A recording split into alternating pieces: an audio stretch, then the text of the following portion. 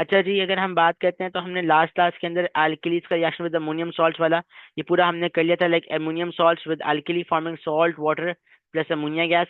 ठीक है जी। सो ये हमारा पूरा केस हो चुका था। मुझे बताएं, क्या इन इक्वेशंस में जो मैंने होमवर्क की थी आप लोगों 3 बच्चों ने तो करी नहीं है, और मेरा ख्याल है मुझे बाकी जो अभी जो 1-2 पीस अभी तक नहीं आए हैं इन्होंने भी नहीं करी। तो इंशाल्लाह कल की लाइक नेक्स्ट क्लास तक आप लोग, नेक्स्ट क्लास तक क्या मतलब लाजमी आप लोग मुझे आज करके भेजेंगे। और अगर इसकी जो भी क्वेरीज होंगी लेट्स से अगर ये आप लोगों से नहीं होती तो इंशाल्लाह फिर नेक्स्ट क्लास के अंदर मैं कराऊंगा। अभी हम जल्दी से आगे चलेंगे। हमें न्यूट्रलाइजेशन रिएक्शन वाले थोड़े से चंक को डिस्कस करना है। देखिए मेरी बात सुने, हमने न्यूट्रलाइजेशन रिएक्शन ऑलरेडी पढ़ लिया था। न्यूट्रलाइजेशन रिएक्शन क्या होता है कि आपके पास एसिड और अल्कली का एक रिएक्शन होता है और आपके पास क्या होता है, सॉल्ट प्लस वाटर प्रोड्यूस हो रहा होता है। मतलब कि this is your general equation. मैं अगर थोड़ा सा इसको क्लीन अप करूं, मेरी बात समझिएगा।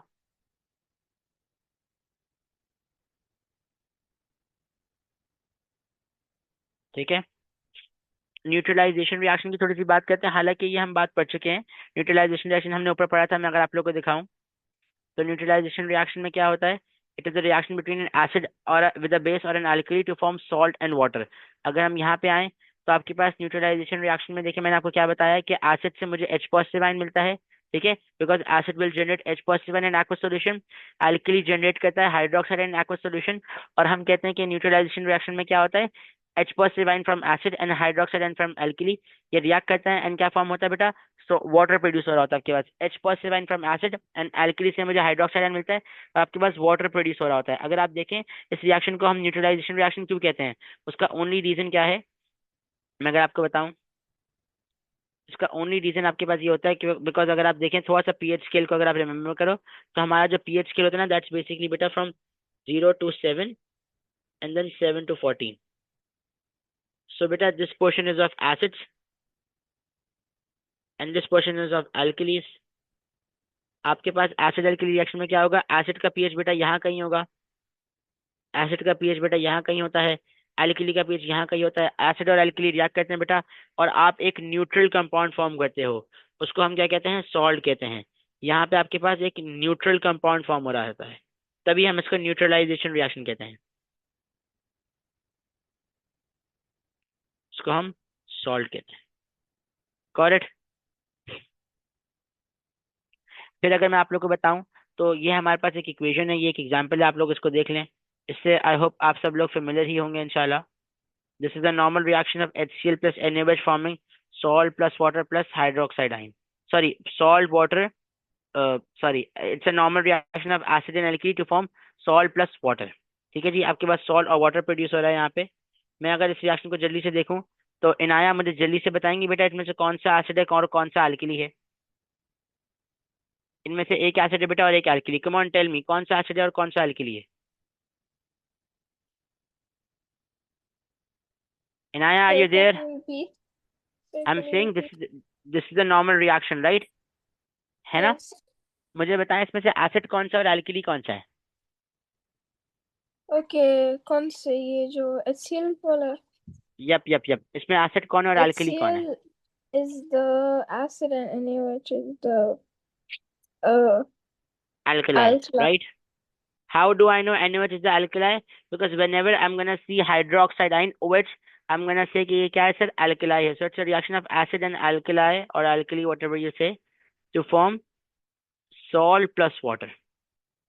अब यहाँ पे जो हमें छोटा सा पार्ट सीखना है ना, वो बेसिकली क्या है, like rules for writing ionic equation है। एग्जामिनर हमसे क्या कह रहे हैं, right ionic equation of this reaction. तो आयनिक इक्वेशन को लिखने के लिए सबसे पहला स्टेप तो क्या है कि आपने ना इस इक्वेशन को कॉपी डाउन करना है। ठीक है, मैंने यहाँ पे इस इक्वेशन को कॉपी कर लिया है। देखो बेटा ये एक प्रॉपर बहुत आसान मेथड है जो कि आगे भी इस्तेमाल होगा, तो प्लीज आप लोग ना इसको बहुत अच्छे से जरा मेरे साथ ही देखिएगा। मैं आप लोग के साथ ही लिख लेता हूँ एंड आई वुड से मेरे साथ कॉपी ही कर लें। तो यहाँ पे आपने बेसिकली HCl लिखा है बेटे, HCl aqueous, and NaOH aqueous लिखा है।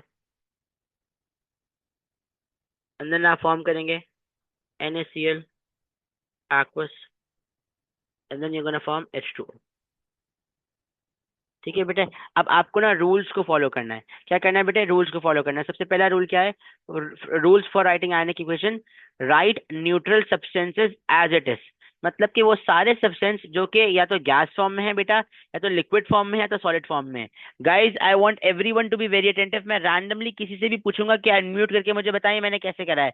आप मुझे ये नहीं कह सकते कि सर मेरा माइक नहीं चल रहा। अगर आपका माइक नहीं चल रहा, sorry bro, I am not gonna allow you to in the class. ठीक है जी, आपका माइक चलना चाहिए। Okay, so please be very attentive. मेरी मैं किसी से भी रैंडमली पूछ लूंगा। They are saying rules for writing ionic equation. Rule number 1 क्या है? Right neutral substances as it is. जो भी सॉलिड, लिक्विड और गैस वाले जो सब्सटेंसेस हैं बेटा, मैं उनको एज इट इज कॉपी कर दूंगा। अगर आप इस इक्वेशन में आओ तो देखो बेटा, ये एक्वस है, ये एक्वस है, ये एक्वस है, बट ये आपके पास लिक्विड वाला है, राइट? तो मैंने क्या कहा था, जितने भी सॉलिड, लिक्विड या गैस वाले होंगे उनको एज इट इज कॉपी कर देंगे। तो अभी हम क्या करेंगे, यहाँ H2O को एज इट इज कॉपी कर देंगे। मैं यहाँ पे क्या करूंगा बेटा, H2O को एज इट इज कॉपी कर दूंगा। That's it. बिकॉज ये क्या है सर, इसकी जो स्टेट है वो क्या है, लिक्विड है ना। तो बेटा ये एज इट इज कॉपी हो जाएगा। ऑलराइट। फिर दूसरा स्टेप क्या है, देखिएगा जरा। For aqueous substances break them into their respective ions। जितने भी aqueous वाले सब्सटेंस है बेटा, उनको उनके रिस्पेक्टिव आइंस में ब्रेक करना है। तो हम क्या करेंगे, अगर आप यहाँ पे देखें, HCl है, NaOH है, NaCl है, तो आप इनको इनके रिस्पेक्टिव आइंस में ब्रेक करेंगे। अब देखिए ये HCl आपके पास बेटा aqueous फॉर्म के अंदर है, राइट? तो आपने इसको इसके रिस्पेक्टिव आइंस में ब्रेक करना है। कैसे करेंगे, आप जल्दी से आएंगे, आप यहाँ बोलेंगे कि देखिए सर हमारे पास HCl ब्रेक होगा into H positive ion and chloride negative ion. ठीक है, या चलो इनको ना डायरेक्ट लिख ही देते हैं इस तरह कि HCl आपके पास बेटा ब्रेक होगा into H positive ion and साथ साथ क्लोराइड नेगेटिव आइन। ठीक है, यहाँ प्लस का साइन आएगा। NaOH बेटा ब्रेक होगा Na प्लस आइन में एंड OH नेगेटिव वाले आइन में ब्रेक होगा। ठीक है, एंड अगर मैं आगे आगे फर्दर लेके चलूँ, तो यहाँ पे आपके पास ये जो NaCl है बेटा, जो सॉल्ट है, ये भी aqueous फॉर्म में है ना बेटा, तो ये भी आपके पास यहाँ पे इस तरीके से अपने रिस्पेक्टिव आइन से ब्रेक हो जाएगा। तो एक आपके पास बेटा आ जाएगा Na आइन, और एक आपके पास Cl नेगेटिव आ जाएगा। ठीक है, तो जो भी मेरे पास न्यूट्रल सब्सटेंस, मतलब कि वो सारे जिनका स्टेट सॉलिड हो या गैस हो या लिक्विड हो, उनको आपने एज इट इज कॉपी करना है, और एक्वस वाले आइंस को उनके रिस्पेक्टिव आइंस में ब्रेक करना है। मुझे बताएं यहाँ तक सब बच्चों को क्लियर है? यस और नो, मुझे सब रिस्पॉन्ड करें please. Yes, sir. Yes, sir. Hamza got it, Inaya got it, and या Yes, sir. Hamza got it, Inaya got it. Yes, Inaya sir. Respond me बेटा क्विकली प्लीज, इतना लेट ना करें बेटा, जल्दी से रिस्पॉन्ड Yes, करें। sir. तो okay, so for aqueous substances we're gonna break them into their respective ions। Point number 3 क्या है, नाउ कैंसिल दी स्पेक्टेटर आइंस। जो स्पेक्टेटर आइंस है बेटा, हम उनको कैंसिल करेंगे। क्या करेंगे, स्पेक्टेटर आइंस को कैंसिल करेंगे। तो अगर हम यहाँ पे आते हैं, हमारे पास सवाल ये है कि सर स्पेक्टेटर आइंस कौन से होते हैं। बेटा स्पेक्टेटर आइंस वो होंगे जो रिएक्टेंट साइड पे और प्रोडक्ट साइड पे बिल्कुल सेम टू सेम होंगे। अगर आप यहाँ गौर करो, तो यहाँ पे आप जरा मेरी बात समझिएगा, देखिएगा प्लीज। यहाँ पे Na प्लस आइन, रिएक्टेंट साइड पे भी Na प्लस है, राइट? और प्रोडक्ट साइड पे भी Na प्लस है। ठीक है, तो आपके पास ये बिल्कुल सेम टू सेम है। रिएक्टेंट साइड पे भी देखो Na प्लस है, प्रोडक्ट साइड पे भी Na प्लस है। तो बेटा ये क्या हो गया, ये आपका स्पेक्टेटर आइन हो गया। क्या हो गया बेटा, स्पेक्टेटर आइन। इसको हम कर देंगे कैंसिल। फिर सेकेंडली अगर आप देखें, तो आपको यहाँ नजर आएगा क्लोराइड आइन, यहाँ पे भी बेटा सेम है, एंड यहाँ पे भी सेम है, राइट? सो अगेन ये भी क्या कहलाएगा बेटे, स्पेक्टेटर आइन ही कहलाएगा। यहाँ पे भी क्या होगा कि ये बेसिकली इस तरह कैंसिल आउट हो जाएगा, ये भी कैंसिल हो जाएगा, ये भी कैंसिल हो जाएगा। अल्लाह अल्लाह खैर सलाह। ठीक है, सो क्लोराइड भी कैंसिल हो गया बेटे, Na प्लस भी कैंसिल हो गया। Got it? अब आपके पास अगर आप देखें, यहाँ पे बच्चे मुझसे कहते हैं कि सर आप H पॉजिटिव आइन को कैंसिल क्यों नहीं करेंगे? बिकॉज देखो बेटा, यहाँ H पॉजिटिव आइन है, बट यहाँ तो H पॉजिटिव आइन है ही नहीं। यहाँ तो उसने वाटर के फॉर्म में आ गया। यहाँ हाइड्रोक्साइड आइन है, प्रोडक्ट साइड पे हाइड्रोक्साइड आइन है ही नहीं। तो अगेन ये यहाँ पे वाटर के फॉर्म में आ रहा है। देयरफॉर हम क्या कहेंगे कि इनको हम एज इट इज रख देंगे, एंड सो आपकी जो इक्वेशन होगी basically it's gonna look something like this.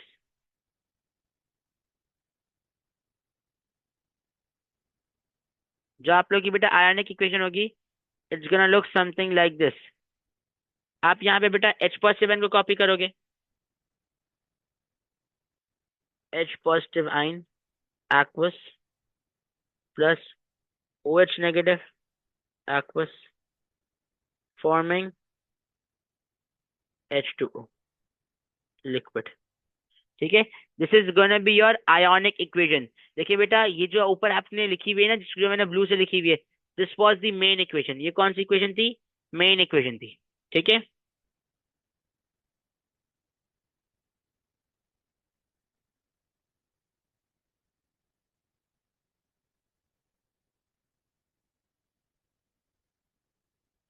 And this one is basically your ionic equation.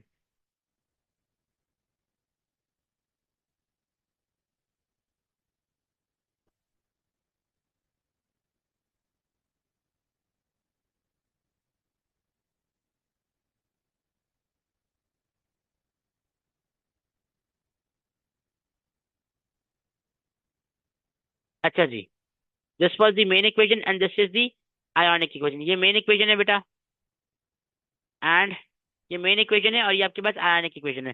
जरा इसको देख लें प्लीज। मुझे प्लीज सब सब बच्चे जल्दी से बताएं कि आप लोगों को ये बात क्लियर है? आपने बेटा इन स्टेप्स को फॉलो करना है। जी। कि फॉर स्टेप नंबर 1 क्या है कि आपने न्यूट्रल सब्सटेंसेस को एज इट इज लिखना है, एक्वस सब्सटेंसेस को ब्रेक करना है उनके रिस्पेक्टिव आइंस में, और फिर आपने स्पेक्टेटर आइंस को बेटा कैंसिल करना है। Got it guys? क्लियर है सबको? आगे चलूं, यस और no? Yes, sir. Yes, sir. Inaya got it? Anshara got it? Alright alright, okay जी, ओके। ठीक है जी, जल्दी से आगे चलते हैं।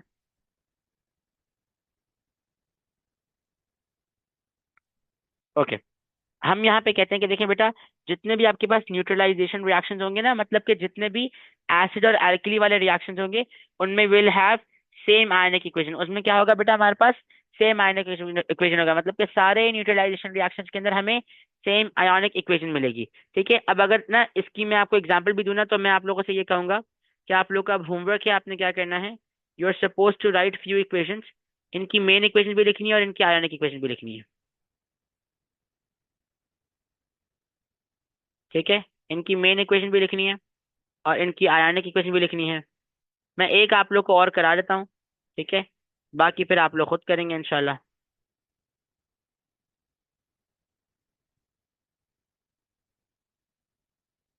दैट्स इट या।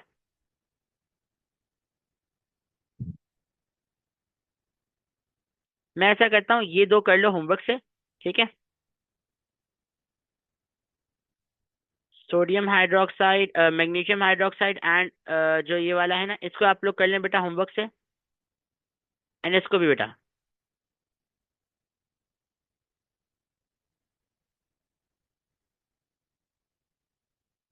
ये दो आप लोग कर लो होमवर्क से, एक मैं करा देता हूँ। ठीक है, ये दोनों बेटा आपने होमवर्क से करनी है। आप लोगों ने क्या करना है, right main equation and ionic equation of the following. आपको इनकी मेन इक्वेशन भी लिखनी है और आयनिक इक्वेशन भी लिखनी है। ठीक है, this is gonna be your homework. ये फोटो मैं आप लोग के ग्रुप में शेयर कर रहा हूँ फौरन से।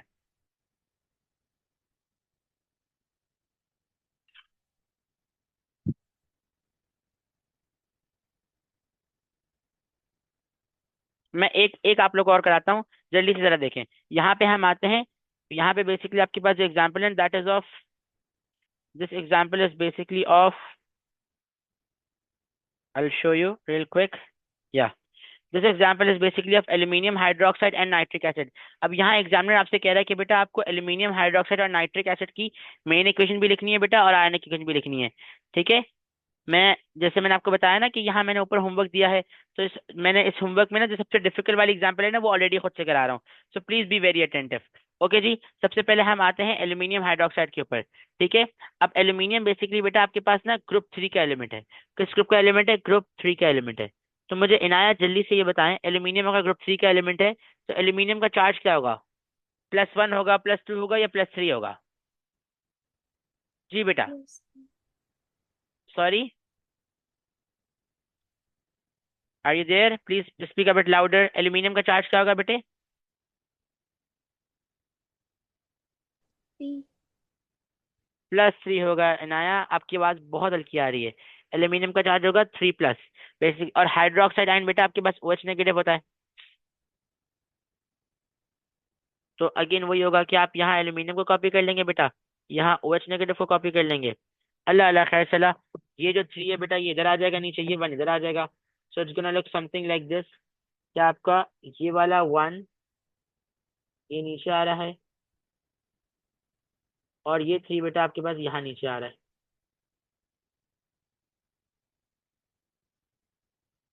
यस, सो ये 1 इधर आ रहा है बेटे और ये 3 नीचे आ रहा है, और आपके पास AlOH3 बन रहा है। ठीक है जी, this is basically aluminium hydroxide. ये आपके पास आपका एक जो है ना रिएजेंट बन गया। अल्लाह अल्लाह खैर चला, I'm gonna call it as aluminium hydroxide, AlOH3। जितने भी हाइड्रोक्साइड होते हैं ना बेटा, ये सारे सॉल्युबल इन नेचर होते हैं। Plus I am gonna take nitric acid. Nitric acid basically क्या है आपके पास, HNO3 का नाम है नाइट्रिक एसिड। ओके, तो हम यहाँ HNO3 को भी कंसिडर कर लेंगे, HNO3। ये भी बेटा आपके पास एक्वस फॉर्म के अंदर आएगा, एंड आप इसका इनका रिएक्शन कराएंगे बेटे। तो आपके पास क्या होता है, अगर आप लोग याद करें तो ये एसिड है, ये अल्कली है। मैंने आपको क्या बताया था कि एसिड का आपको क्या लेना है, एनाइन लेना है, राइट। तो आप एसिड का बेटे नाइट्रेट आयन पिक कर लोगे। एसिड का you gonna pick nitrate ion NO3 1 minus, और दूसरे वाले का आपको बेसिकली कैटायन लेना पड़ेगा, तो you gonna take Al3 plus.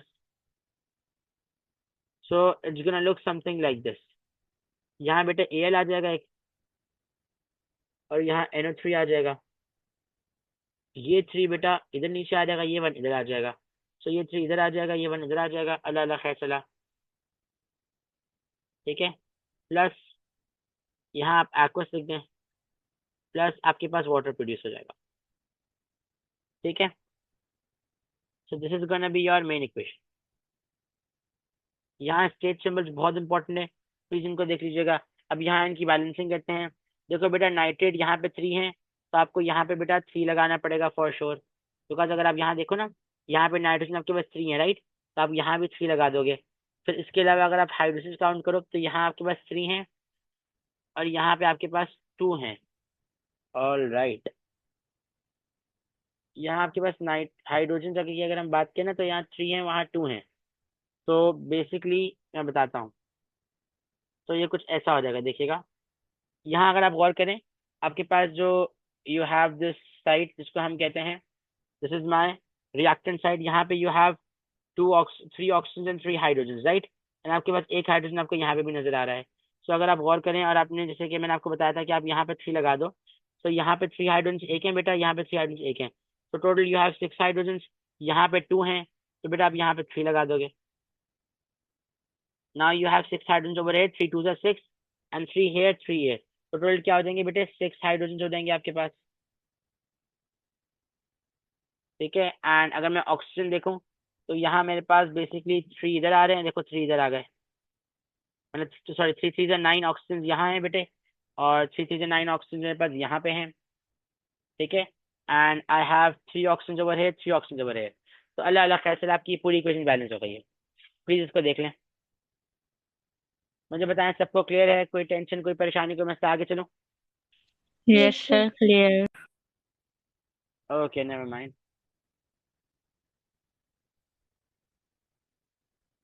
अब ये आपके पास ना मेन इक्वेशन आ गई है। Now you are suppose to write ionic equation. तो आयोनिक इक्वेशन के लिए आप क्या करेंगे, फर्स्ट ऑफ ऑल हम इस इक्वेशन को पूरा कॉपी करते हैं बेटे।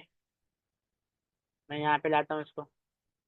आपने क्या करना है, you are suppose to break them into their respective ions. ठीक है, अच्छा सबसे पहले आपको ना स्टेप नंबर 1 फॉलो करना है।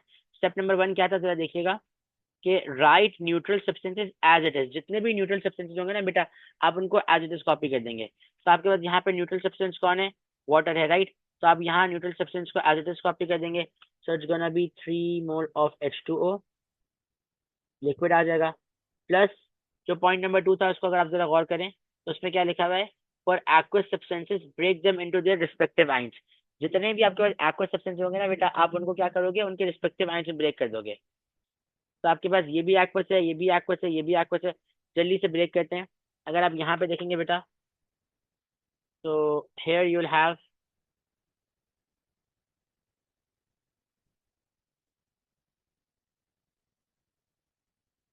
अगर हम यहाँ पे देखते हैं ना, जल्दी से अगर आप इसको ब्रेक करेंगे, तो here you will have Al3 plus, and बेटा यहाँ पे जरा गौर करो, I have 3 moles, isn't it?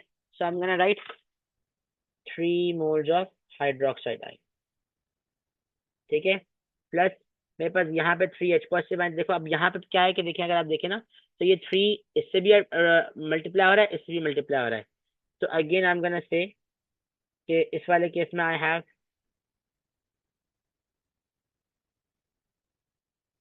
3 moles of H positive ion, and I have 3 moles of nitrate ion, NO3 minus। And then उसके बाद अगर आप देखें,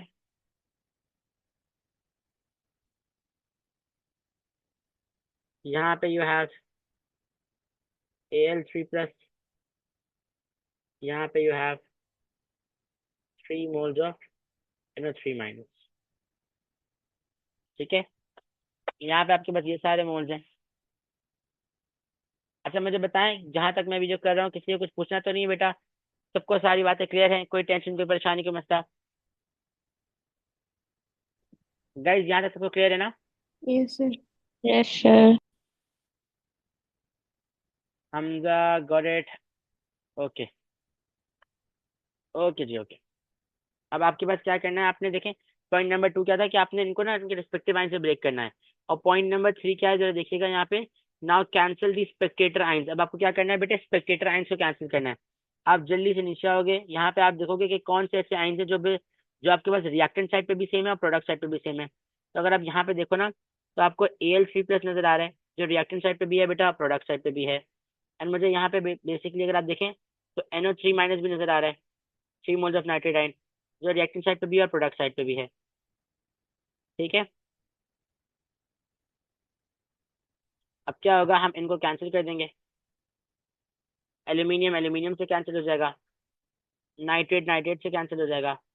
एंड आपके पास जो रिजल्टिंग इक्वेशन का सामान बचेगा, that's gonna be 3 moles of OH negative aqueous plus 3 moles of H positive ion aqueous forming 3 moles of H2O। यहाँ बेटा सब बच्चे बात गौर करें, ये वाली ionic equation is exactly same as this ionic equation. The only difference is that नीचे वाले केस में हमने मल्टीप्लाई बाय 3 करा हुआ है, H positive ion OH negative और H2O। यहाँ पे भी बेटा यही है, अगर मैं इसको देखूँ ना, H positive ion OH negative और H2O, बट यहाँ पे बस 3 से मल्टीप्लाई हो रहा है। तो अगेन हम क्या कहेंगे कि बेटा जितने भी न्यूट्रलाइजेशन रिएक्शन होंगे ना, they will have the same ionic equation, उन सब की आयनिक इक्वेशन बिल्कुल सेम होंगी। प्लीज इस पूरे पार्ट को देखिए, मुझे बताएं सब बच्चों को क्लियर है, कोई टेंशन कोई परेशानी कोई मसला? Yes, sir. Clear. Yes, sir. Clear. Inaya got it, Javeria got it. Javeria दूसरी वाली बेटा मैं आपसे बोल रहा हूँ, आई थिंक आप दोनों का एंट्रेंस थोड़ा सा इशू करा था। नेवर माइंड, तो हमारे ये सारे रिएक्शन हो गए हैं। अब कुछ हमें बेसिक थोड़ी सी और बातें करनी, जरा उनको देख लेते हैं। वी से दैट एसिड्स का हमने पीएच स्केल ऑलरेडी डिस्कस करा हुआ था, मतलब हमने यूजुअल जो पीएच स्केल है उसको ऑलरेडी डिस्कस करा हुआ था, उसको एक दफा देख लेते हैं कि 0 से 7 तक वी हैव एसिड्स, 7 से 14 तक वी हैव अल्कलीज। और अगर आप जरा देखें बेटा, अगर आप जरा यहाँ पे देखें तो आपके पास जब आप 7 से दूर और बेसिकली 0 के करीब जा रहे होंगे ना, तो आपके पास एसिडिक कैरेक्टर बढ़ जाता है, मतलब क्या एसिडिक प्रॉपर्टीज बढ़ती हैं। तो अगर आप ए और बी में से देखेंगे, आपके पास 2 एसिड्स हैं, एक का पीएच 2.0, एक का pH 5.0। So you gonna say this pH 2.0 वाला जो स्ट्रॉन्गर एसिड, क्योंकि जितना ही छोटी वैल्यू होती है उतनी ज्यादा जो है ना आपके पास स्ट्रॉन्गर एसिड होगा। ठीक है, एंड अगर आप इस केस में देखें तो आप जितना 7 से दूर जाएंगे 14 के करीब, उतना ज्यादा आपके पास स्ट्रॉन्गर एल्कली होगा। तो अगर आप इस केस में देखें, यू हैव 13 एंड 11, तो यू गोना से इस केस में आपके पास जो 13 है ये आपके पास स्ट्रॉन्गर एल्कली होगा, बिकॉज एल्कलीज में उल्टा हिसाब है, जितनी बड़ी वैल्यू होगी उतना ज्यादा आपके पास स्ट्रॉन्गर एल्कलाई होगा। आई होप सब बच्चों को ये बात समझ आ रही होगी। क्लियर है बेटा? आगे चलें, कोई टेंशन कोई परेशानी कोई मसला? Yes, sir. Clear. ओके, ये आपके पास एसिड वाला रीजन था बेटा, ये आपके पास बेसिस वाला रीजन है, ऑलरेडी हम इसको डिस्कस भी कर चुके हैं। आगे चलते हैं। अब मुझे आप लोगों से बात करनी है बेटा इंडिकेटर्स की। अब इंडिकेटर्स क्या होते हैं, जरा इनकी बात समझते हैं। हम कहते हैं देखिए बेटा, indicators are substances which are sensitive to changes in H positive ion concentration। Indicators कुछ ऐसे सब्सटेंस होते हैं जो कि सेंसिटिव होते हैं to changes in H positive ion concentration। अब इस सेंटेंस का क्या मतलब है मेरा बेटा? इसका मतलब यह है कि अगर आप पीएच, मतलब अगर आप ना H positive ion की कॉन्सेंट्रेशन को चेंज करेंगे तो उनका कलर भी चेंज हो जाएगा। ठीक है, अगर आप H+7 की कॉन्सेंट्रेशन को चेंज करेंगे तो उनका कलर भी चेंज हो जाएगा। आपके पास 3 इंडिकेटर्स हैं जो आपके सिलेबस में काफी मशहूर हैं। एक लिटमस है, एक साइनोप्सिलिन है और एक मिथाइल ऑरेंज है। ठीक है, इनको हम यूजुअली टाइट्रेशन के अंदर इस्तेमाल करते हैं। टाइट्रेशन से अभी बेटा आप लोग फेमिलियर नहीं हो, बट इंशाल्लाह हो जाओगे इंशाल्लाह, डोंट वरी, मैं आप लोगों को टाइट्रेशन भी कराऊंगा। नेवर माइंड, अगर हम कहते हैं तो हमारे पास 3 इंडिकेटर्स हैं, एक लिटमस है, एक साइनोप्सिलिन है, एक मिथाइल ऑरेंज है। ठीक है जी, आप जो है ना अगर लिटमस की बात करते हैं, ये सारे सॉल्यूशंस है। तो लिटमस का ना रेड कलर होता है इन एसिड और ब्लू कलर होता है इन अल्कली। वेराज जो थाइनोप्सिलिन है वो एसिड्स के अंदर कलरलेस होता है, अल्कलीज के अंदर ब्लू होता है, और मिथाइल ऑरेंज एसिड्स के अंदर रेड होता है और अल्कलीज के अंदर येलो होता है।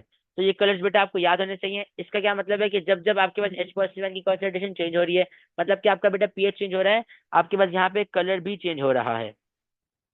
तो इंडिकेटर्स कौन होते हैं? ये ऐसे सब्सटेंस होते हैं जो बेसिकली रेजिस्ट करते हैं, सॉरी, इंडिकेटर्स कौन होते हैं? एक ऐसे सब्सटेंस होते हैं जो कि सेंसिटिव होते हैं पीएच चेंजेस या फिर H+7 की चेंज पे। मतलब कि जहां आप एसिड से अल्कली में जाओगे या अल्कली से एसिड में जाओगे तो आपके पास वहां पे क्या होगा? कलर चेंज आपको नजर आएगा। ठीक है जी, तो ये आपके पास सॉल्यूशन बेस्ड 3 इंडिकेटर्स हैं, इनको आप लोग देख लीजिएगा। सेकेंडली अगर हम बात करते हैं तो आपके पास ना पेपर बेस्ड भी इंडिकेटर्स आते हैं, जिसमें से एक आपके पास लिटमस पेपर होता है। हम ये कहते हैं कि देखें, जब आपके पास साइनोप्सिलिन और मिथाइल ऑरेंज है ना, इनको आप बेटा सॉल्यूशन केस में प्रेफर करोगे। ठीक है, मतलब कि अगर आपसे कोई बोलता है ना कि कोई सॉल्यूशन के अंदर इंडिकेटर ऐड करना है, तो आप साइनोप्सिलिन को ऐड कर सकते हो, मिथाइल ऑरेंज को ऐड कर सकते हो, बिकॉज ये सॉल्यूशन बेस्ड अच्छे इंडिकेटर्स हैं। बट लिटमस सॉल्यूशन इतना अच्छा इंडिकेटर नहीं है। ठीक है, तो लिटमस को आप ना पेपर फॉर्म में प्रेफर करेंगे, सॉल्यूशन फॉर्म में ये बेटा प्रेफरेबल नहीं होता, बिकॉज ये इतना अच्छा हमें कलर चेंज नजर नहीं आता। मतलब लिटमस सॉल्यूशन वाले केस में आपको जो है ना इतना आसानी से कलर चेंज नजर भी नहीं आता, और वो काफी क्लोज क्लोज होता है, तो आपके लिए काफी डिफिकल्टी हो जाती है। हावेवर लिटमस पेपर वाला सीन बहुत आसान है। आप कहते हैं कि लिटमस पेपर में क्या होता है, अगर आप लिटमस पेपर को बेटा एसिड के अंदर ऐड करोगे, लिटमस पेपर ना बेसिकली किस तरीके का पेपर होगा, यूजुअली आपको व्हाइट या ग्रे कलर का मिलता है मार्केट से। अगर बेटा आप उसको एसिड के अंदर डालोगे ना, तो वो क्या करेगा, ब्लू लिटमस पेपर को बेसिकली रेड कर देगा। अल्कलीज के अंदर डालोगे तो रेड लिटमस पेपर को बेटा बेसिकली ब्लू कर देगा। ठीक है, सो अगेन ये आपके पास लिटमस पेपर्स हैं। ये लिटमस पेपर इंडिकेटर है, वो आपके पास सॉल्यूशन बेस्ड इंडिकेटर है। तो आप देख लिए लिटमस पेपर का मतलब क्या है कि blue litmus paper basically red हो जाएगा, और अल्कली का मतलब क्या है, रेड लिटमस पेपर ब्लू हो जाएगा। ठीक है जी, प्लीज इस पूरे पोर्शन को देखें, इंडिकेटर्स वाली बात को, इस चीज को, और मुझे बताएं आप कोई वाली बात कह रहे हैं, कोई टेंशन की परेशानी को, मैं इससे आगे चलूं? यस सर क्लियर है। बाकी सबको भी क्लियर है? Anshara and okay, Hamza got it, Inaya got it बेटा, जी सर। इनाया अंडरस्टूड, ये बात समझ आ रही है आपको, यस और नो?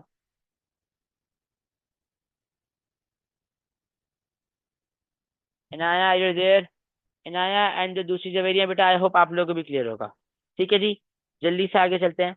अब हमें थोड़ी सी एसिड्स को लेकर और बात करनी है।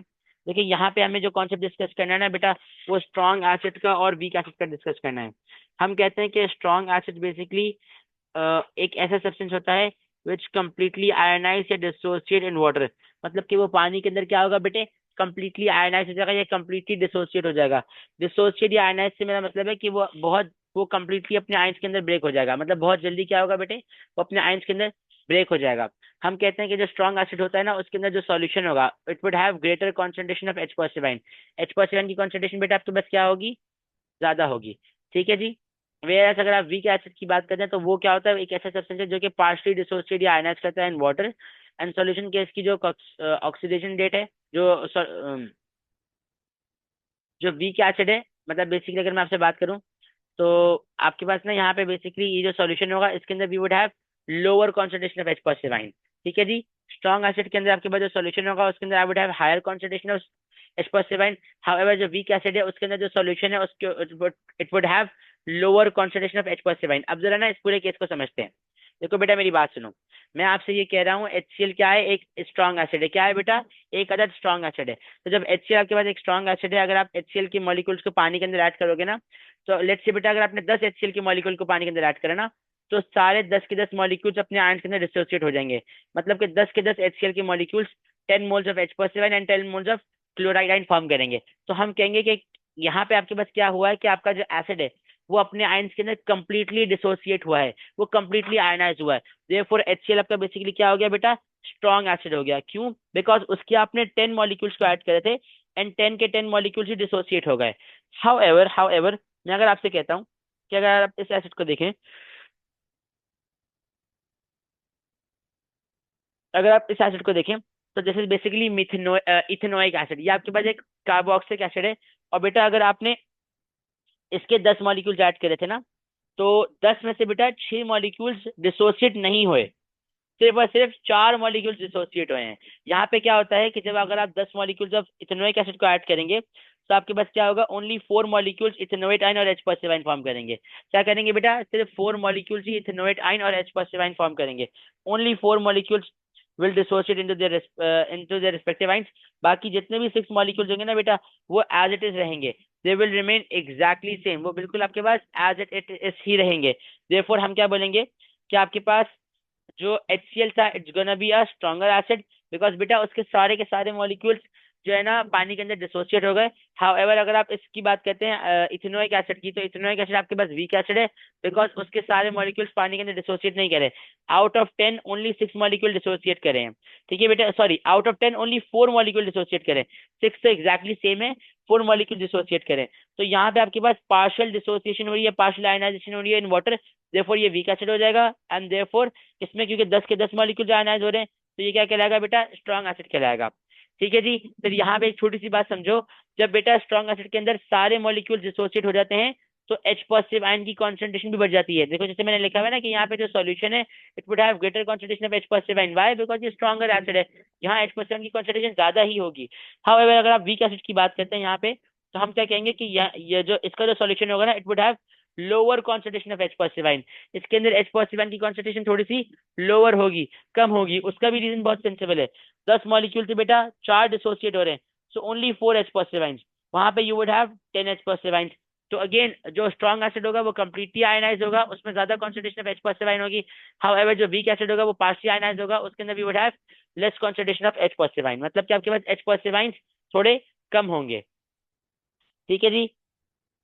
एंड देयरफॉर अगर मैं अपनी बात को कंक्लूड करूं, आई एम गोना से कि strength of an acid is related to its ionization या डिसोसिएशन इन वाटर, जिसको हम एक्वस सॉल्यूशन कहते हैं। मतलब कि अगर आपका एक एसिड कंप्लीटली आयनाइज होगा, मतलब कंप्लीटली अपने आयंस के अंदर ब्रेक हो रहा है, तो वो स्ट्रॉन्गर एसिड कहलाएगा। और अगर बेटा वो पार्शियली आयनाइज हो रहा है अपने आयंस के अंदर, तो वो क्या कहलाएगा, वीक एसिड कहलाएगा। ठीक है जी। आपके पास जो स्ट्रॉन्ग एसिड होते हैं उनके अंदर you would have a single arrow, और जो वीक एसिड होते हैं उनके अंदर you would have a reversible arrow. हमें यहाँ पे क्या मिलेगा बेटे, एक रिवर्सिबल एरो मिलेगा। रिवर्सिबल एरो क्यों, बिकॉज ये पार्शियली आयनाइज कर रहा है ना, तो यहाँ पे आप एक रिवर्सिबल रिएक्शन का एरो दिखाते हैं, मतलब कि आप रिएक्टेंट टू प्रोडक्ट भी जा सकते हो, प्रोडक्ट्स टू रिएक्टेंट भी जा सकते हो। ठीक है। बाय द वे, ये जो रिवर्सिबल रिएक्शन वाली बात है ना, ये जो रिवर्सिबल रिएक्शन का जो एरो है, इसको इंशाल्लाह मैं आगे जो रेट ऑफ रिएक्शन वाला चैप्टर है ना, उसके अंदर बहुत डिटेल में पढ़ाऊंगा। But for the time being please इस पूरे पोर्शन को देख लें। अब मुझे बताएं सब बच्चों को ये बात क्लियर है कि स्ट्रॉन्ग एसिड्स क्या होते हैं या वीक एसिड क्या होते हैं? यस और नो गाइस, क्लियर है सबको? ठीक है जी। सो एज आई सेड कि वीक एसिड को आप वीक क्यों कहते हो बेटा, बिकॉज उसमें आपने यहाँ पे देखो बेटा 10 मॉलिक्यूल्स ऑफ ये डाले थे ना इथेनोइक एसिड, उसमें से 6 मॉलिक्यूल सेम के सेम रहे, ओनली 4 मॉलिक्यूल डिसोसिएट हो रहे हैं। देयरफॉर बेटा ये क्या हो गया, it's gonna be a weak acid. However इसके अंदर आपके पास क्या हो रहा है, इसके अंदर 10 के 10 मॉलिक्यूल डिसोसिएट हो रहे हैं, तो देयरफॉर ये क्या हो जाएगा बेटा, स्ट्रॉन्ग एसिड हो जाएगा। ठीक है जी। तो ये एक हमारे पास थोड़ी सी बात हो जाएगी। इसको हटाते हैं। हम कहते हैं कि देखें आपके पास ना, यहाँ पे मैंने एक छोटी सी बात लिखी हुई है, इसको भी जरा देख लें। जो आपके पास कंटेनर ए होगा ना, कंटेनर ए, कंटेनर ए,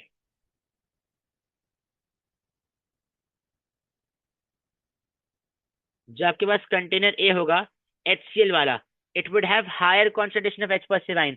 क्यों, बिकॉज उसमें कंप्लीट डिसोसिएशन हो रही है ना बेटा, तो उसके अंदर क्या होगा, you would have higher concentration of H positive ion, और इसके अंदर क्या होगा बेटा, आपके पास less concentration of H positive ion होगी। ठीक है। अब ना मेरी एक छोटी सी बात समझिएगा, मैं आप लोगों से ये कहता हूँ कि ना जो स्ट्रॉन्गर एसिड होता है ना, अगर आप उसको पानी के अंदर ऐड करेंगे तो वो ज्यादा अच्छा इलेक्ट्रिकल कंडक्टर हो जाएगा। हाउएवर जो वीक एसिड होगा, अगर बेटा आप उसको पानी के अंदर ऐड करेंगे तो वो थोड़ा ना पुअर इलेक्ट्रिकल कंडक्टर होगा। अब मुझे कोई बच्चा बताएगा कि इलेक्ट्रिकल कंडक्टिविटी का क्या सीन है? हमजा, आप मुझे बताओ, आप फेमिलियर हो इस बात से कि कौन कंडक्टर होता है, कौन कंडक्टर नहीं होता? यस और नो? सर इतना याद नहीं मुझे इसके बारे में। चले मैं एक छोटी सी बात बताता हूँ, इस बात को ना जिनको याद नहीं वो अपने पास लिख लें कि देखिए बेटा, if any substance wants to conduct electricity, आपके पास दो पॉसिबिलिटीज होती हैं, या तो you should have free electrons, या तो you should have free ions. ठीक है, अगर आपको इलेक्ट्रिसिटी कंडक्ट करनी है बेटे तो आपके पास या तो फ्री इलेक्ट्रॉन्स होने चाहिए या तो फ्री आइंस होने चाहिए। अब मुझे हमजा आप ही बताओ, HCl और इथेनोइक एसिड में से किसके अंदर मेरे पास फ्री आइंस ज्यादा है, HCl के अंदर या इथेनोइक एसिड के अंदर? आपने HCl और इथेनोइक एसिड दोनों को पानी के अंदर ऐड करा है, नाउ जस्ट टेल मी कि किस किस एसिड के अंदर आपके पास फ्री आइंस ज्यादा है, HCl के अंदर या इथेनोइक एसिड के अंदर? एक्सेल के अंदर वाई? तो CF इलेक्ट्रॉन्स की वजह नो नो नहीं बेटा नहीं, ये बिल्कुल कॉन्सेप्ट थोड़ा मसला है। CF इलेक्ट्रॉन्स वाली कहानी बिल्कुल डिफरेंट है, ऐसा नहीं है बेटा। बेसिकली मेरी बात समझो अभी हमजा, आप मैं बता रहा हूँ, ये दोबारा आप मुझे बताएंगे। मुझे बताएं, ओके आपने जब 10 HCl के मॉलिक्यूल्स को ऐड किया था कि 10 के 10 मॉलिक्यूल्स अपने आइंस में डिसोसिएट हो गए थे, यस और नो? जी ठीक है, हाउ एवर अगर आप इस इथेनोइक एसिड की बात करते हैं तो उसके आपने 10 मॉलिक्यूल्स को ऐड किया था, उसमें से सिर्फ 4 डिसोसिएट हुए थे, राइट? Isn't it? तो जी हम ये बात कहेंगे कि HCl के अंदर आपके पास क्या हो रहा है कि सारे के सारे आइंस डिसोसिएट हो रहे हैं। मतलब 10 HCl डाले थे और 10 के 10 आइंस आपके पास जो है ना डिसोसिएट हो गए अपने रिस्पेक्टिव आइंस के अंदर। तो आपके पास स्ट्रॉन्ग एसिड के अंदर ना, अगर आप कंपेयर करें वीक एसिड से, तो वीक एसिड में क्या मसला था कि 10 में से सिर्फ 4 डिसोसिएट हुए हैं। तो हम ये कहते हैं कि स्ट्रॉन्ग एसिड के अंदर we have more free ions, उसमें बेटा फ्री आइंस ज्यादा होते हैं। क्या होते हैं बेटे? We have more free ions. तो हम यहाँ पे एक छोटी सी बात कहेंगे कि आपके पास स्ट्रॉन्ग एसिड के अंदर I have more free ions, weak acid के अंदर आई हैव लेस फ्री आइंस। तो जब आपके पास मोर फ्री आइंस होंगे देयरफॉर आप क्या होगे बेटा? गुड इलेक्ट्रिकल कंडक्टर होगे। और अगर आपके पास लेस फ्री मूविंग आइंस होंगे देयरफॉर आप क्या होगे? पुअर इलेक्ट्रिकल कंडक्टर होगे। बिकॉज इलेक्ट्रिकल कंडक्टिविटी का स्टैंडर्ड क्या है? मैं अगर आप लोग को ये बात बताऊँ ना, मैं इस बात को लिख देता हूँ। अगर किसी भी कंपाउंड को इलेक्ट्रिसिटी को कंडक्ट करना है ना, ठीक है, अगर किसी भी कंपाउंड को इलेक्ट्रिसिटी को कंडक्ट करना है तो आपके पास दो पॉसिबिलिटीज है। नंबर वन, या तो बेटा फ्री मूविंग इलेक्ट्रॉन्स हो,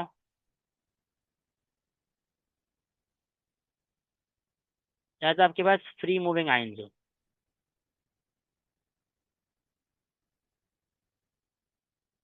या तो आपके पास बेटा फ्री मूविंग इलेक्ट्रॉन्स हो या तो आपके पास क्या हो बेटा? फ्री मूविंग आयंस हो। तो हम क्या कहते हैं, जो आपके पास एसिड्स हैं उनके अंदर we have free moving ions. ठीक है, दोनों एसिड्स के अंदर फ्री मूविंग आयंस होंगे, बट स्ट्रॉन्गर एसिड क्योंकि कंप्लीटली डिसोसिएट करता है so I would have more free moving ions, और वीक एसिड क्योंकि पार्शियल डिसोसिएट करता है तो I have less free moving ions. ठीक है जी, मुझे बताएंगे इलेक्ट्रिसिटी वाली बात भी सबको क्लियर है? कोई टेंशन, कोई परेशानी, कोई मसला? गाइस आगे चलूं? Yes, sir. Yes, जी sir, sir clear. Inaya got it, and Javeria zoom user वाली बेटा आपको भी क्लियर है? आप दोनों मुझे रिस्पॉन्ड नहीं कर रहे ब्रो, ऐसा ना करें। Try to respond me properly. Never mind, जरा नीचे आते हैं। अभी हम यहाँ एल्कलीज की बात करेंगे। अगर आप थोड़ा सा रिकॉल करो, मैंने आपको क्या बात बताई थी कि acids are substances that will produce H+7 in aqueous solution. Acids कौन होते हैं? ऐसे सब्सटेंस होते हैं जो कि H+7 को प्रोड्यूस करते हैं in aqueous solution. However alkalis are substances that will produce hydroxide ion in aqueous solution. तो हम क्या कहेंगे कि देखिए अगेन एल्कलीज के अंदर वही केस हो जाएगा कि आपके पास जो स्ट्रॉन्ग एल्कली होगा ना बेटा, वो भी कंप्लीटली आयनाइज या डिसोसिएट होगा इन वाटर के अंदर। और जो स्ट्रॉन्ग एल्कली का जो सॉल्यूशन होगा उसके अंदर you would have greater concentration of hydroxide ion.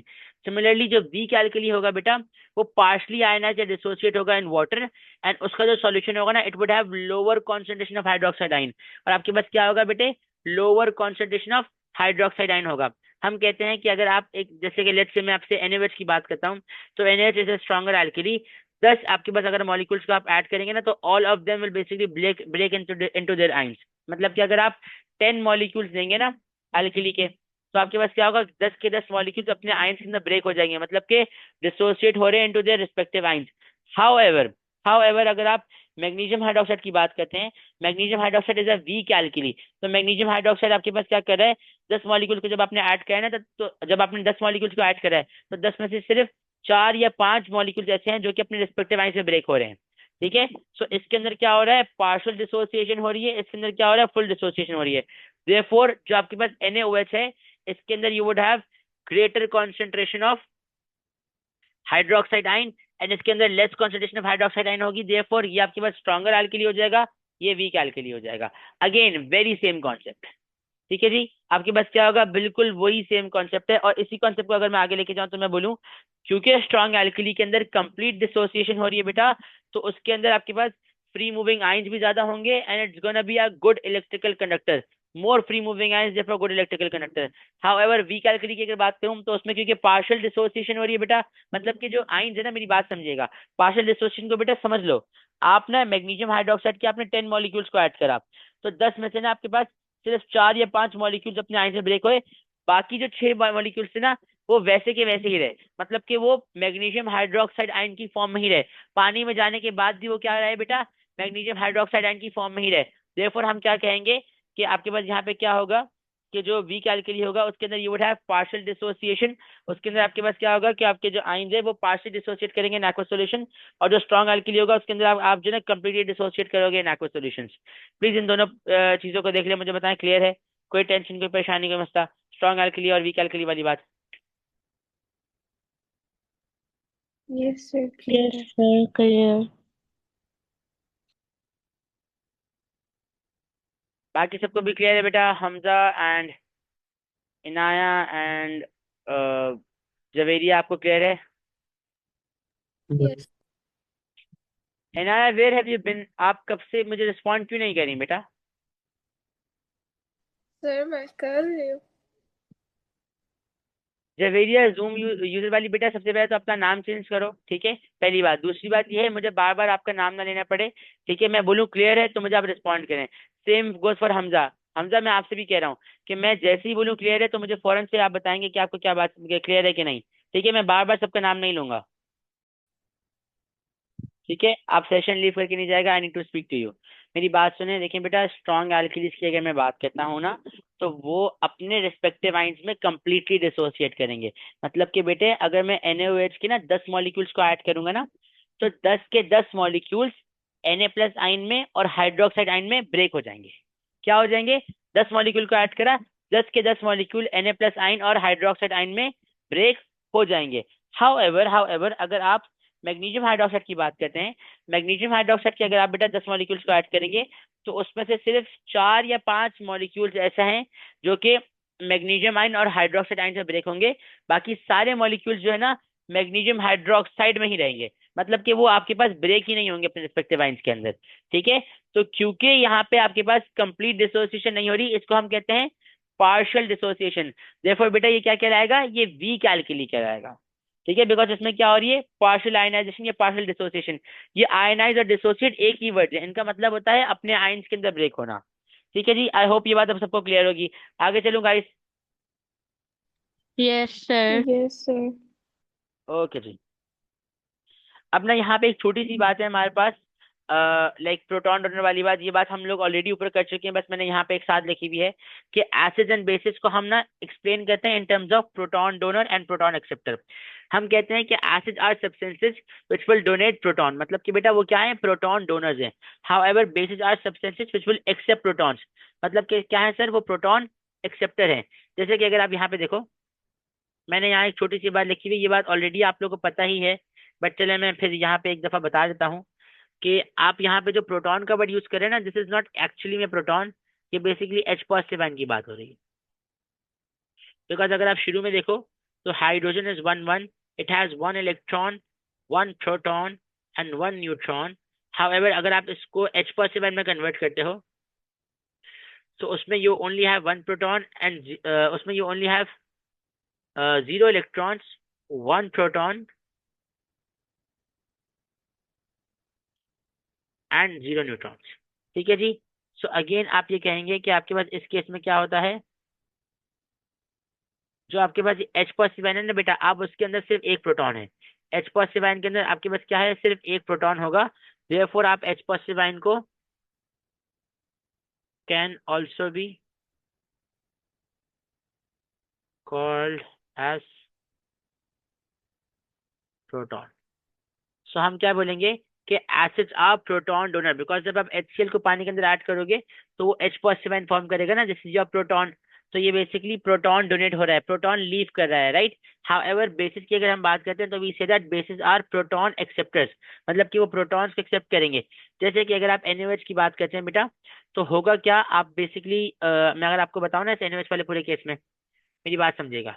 जब आप NaOH को HCl के साथ रिएक्ट करेंगे ना, तो आपके पास दो चीजें होंगी। सबसे पहले आपके पास ना ये जो NaOH है, ये ब्रेक हो जाएगा Na+ आयन के अंदर और हाइड्रोक्साइड आयन के अंदर, ठीक है। और ये आपके पास जो HCl है, ये H पॉजिटिव आयन के अंदर और Cl नेगेटिव आयन के अंदर, ये दोनों जो है ना बेटा, ये दोनों आपस में रिएक्ट करके क्या करेंगे, they gonna make a salt. ये दोनों आपस में रिएक्ट करके क्या करेंगे बेटा, सॉल्ट प्रोड्यूस कर लेंगे। हाउएवर अगर आप इस बेस की बात करो ना, हाइड्रोक्साइड आयन, तो ये हाइड्रोक्साइड आयन क्या करेगा, ये hydroxide ion will basically gonna attract this hydroxide ion, this hydroxide ion will basically gonna attract H positive ion, और ये क्या फॉर्म करेंगे बेटा, आपके पास H2O फॉर्म कर देंगे, ठीक है। हाइड्रोक्साइड आयन क्या करेंगे, H पॉजिटिव आयन से रिएक्ट करके बेटा वाटर फॉर्म करेंगे। तो अगर आप यहाँ पे देखो तो बेसिकली NaOH का जो हाइड्रोक्साइड आयन था ना, उसने एक प्रोटॉन के साथ रिएक्ट कर लिया, प्रोटॉन को एक्सेप्ट कर लिया। यहाँ पे हाइड्रोक्साइड आयन क्या कर रहा है बेटे, यहाँ पे हाइड्रोक्साइड आयन क्या कर रहा है, एक H पॉजिटिव आयन को एक्सेप्ट कर रहा है। आई एम गोना से H पॉजिटिव आयन को एक्सेप्ट कर रहा है, इन इजी वर्ड्स प्रोटॉन को एक्सेप्ट कर रहा है। सो प्रोटॉन एक्सेप्टर्स जो होते हैं बेटा, they are bases. Proton acceptors कौन होते हैं बेटा, बेसिस होते हैं। वेरास एसिड्स कौन होते हैं बेटा, प्रोटॉन डोनर्स होते हैं। ठीक है जी, तो ये हमारे पास पूरी एक कहानी है, फिर जिसको देख लें। ऑलरेडी ये बात पहले कर ही चुके होते हैं, लेकिन जरा इसको जल्दी से देख लें फिर आगे चलते हैं।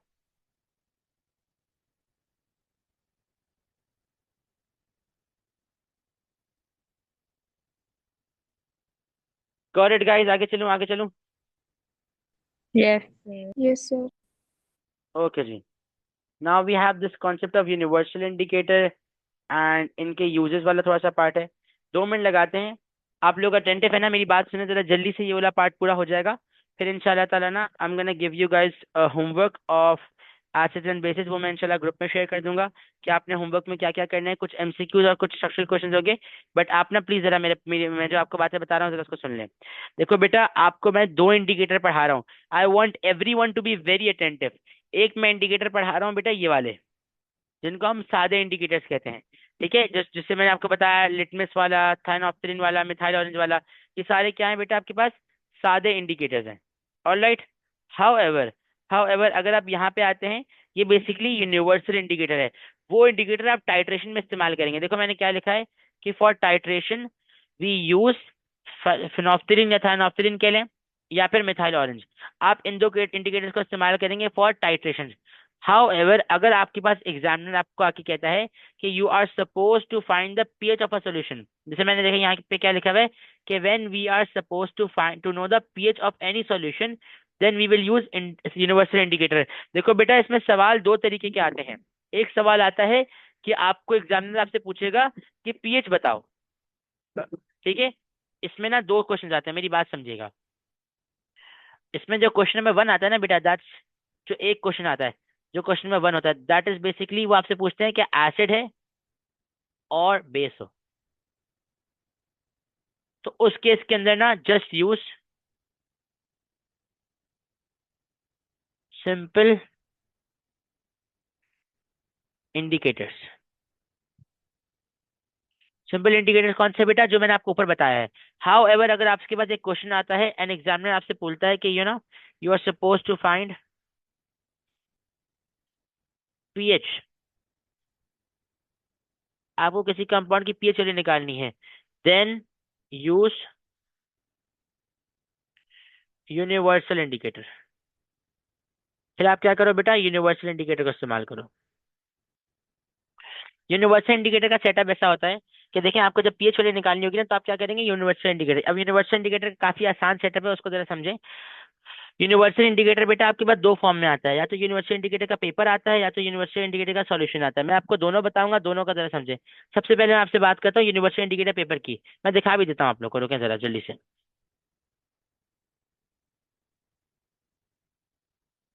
Universal indicator paper.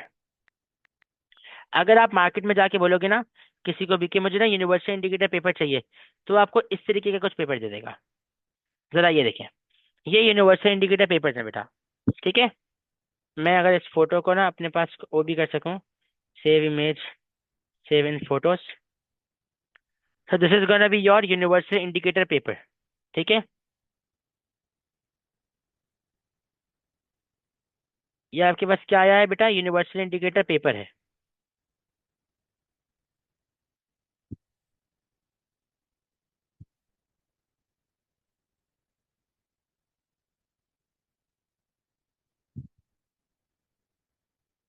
यूनिवर्सल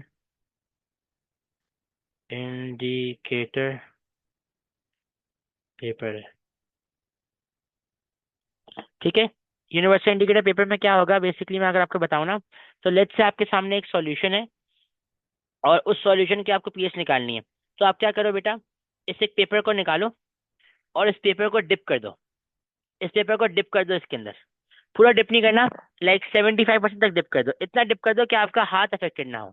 ठीक है, आपने क्या करना है बेटा, इस पेपर को पिक करा, येलो वाले को, यूनिवर्सल इंडिकेटर पेपर को, और इस सॉल्यूशन के अंदर डिप कर दिया। 2 सेकंड के लिए आप दो, मतलब लेट से 10 सेकंड के लिए जब आप डिप करेंगे, तो आप उसके बाद जब उसको निकालेंगे ना, तो उसका कलर चेंज आ चुका होगा। क्या आ चुका होगा, एक कोई ना कोई कलर चेंज हो चुका होगा। फिर आप उस जो डिप हुआ हुआ पोर्शन था ना, आप उसको लेकर आके इस चार्ट से कंपेयर कराएंगे।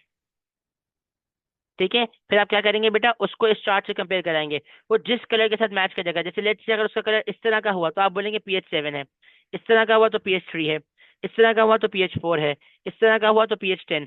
तो आप लोग क्या करते हैं बेटा, उसको जनरल चार्ट से कंपेयर करते हैं। जैसे कि देखो यहाँ पे मैंने बनाए हुए हैं,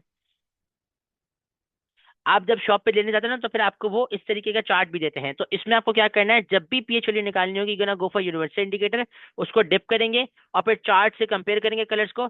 जो कलर मैच कर जाएगा वो पीएच वैल्यू हो जाएगी। जैसे कि अगर इस तरह का कोई चार्ट होगा, तो ये वाला कलर हो गया ऑरेंज तो pH 3, येलो तो pH 5, ग्रीन तो pH 8।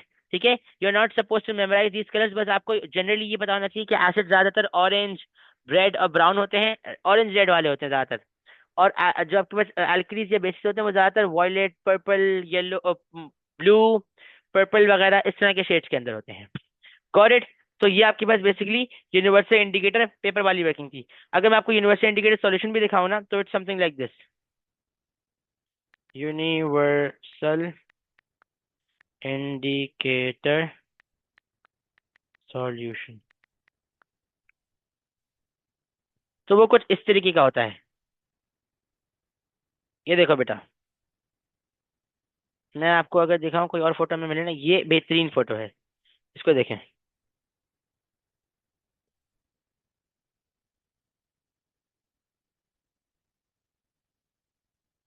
ये आपके पास यूनिवर्सल इंडिकेटर सॉल्यूशन है।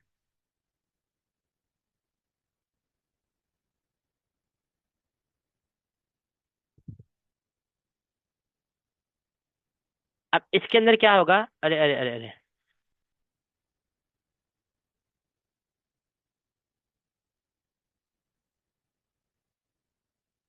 This is your universal indicator solution, universal indicator solution. Again आप इसको भी इस्तेमाल कर सकते हैं, ये भी बहुत आसान है।